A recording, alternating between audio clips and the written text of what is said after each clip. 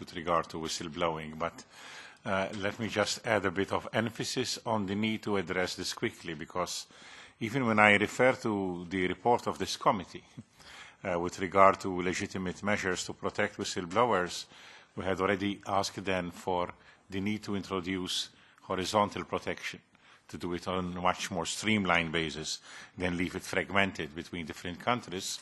And the plan was that ideally that had to be done by the end of 2017. So we can only appeal now to the Bulgarian presidency to give a great push in this regard, because this whole concept is suffering from the fact of its fragmentation.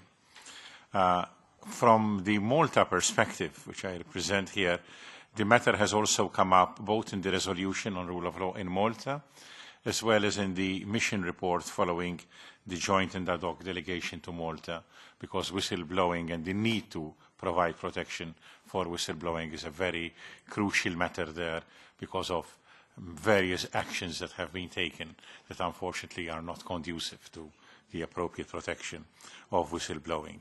Thank you very much, Mr. Zimmer, for your comments on my initial statement and on my answers to the previous questions.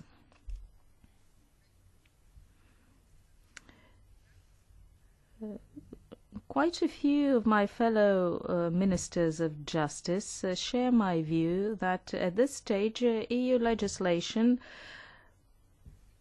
sets out rights for persons, but in different instruments. That is rights for the protection of whistleblowers. And these instruments are very divergent.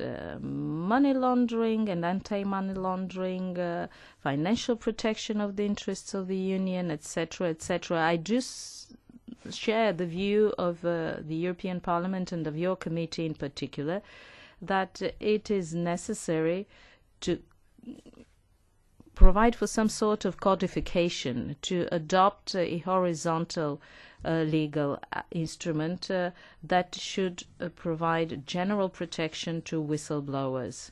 And may I make a reference here to another topic which is important to the European Parliament, to the Legal Affairs Committee and to the LIBE Committee, namely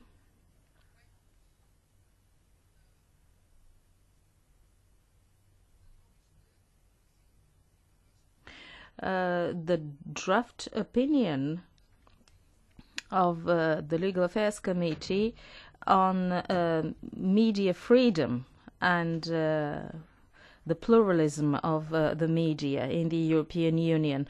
That draft opinion, which has to be addressed to the LIBE Committee, also deals with the issue of protecting whistleblowers so as not to restrict media freedom. In our legislation, domestically, this topic is a priority too, and it is a priority for us as the President of the Council.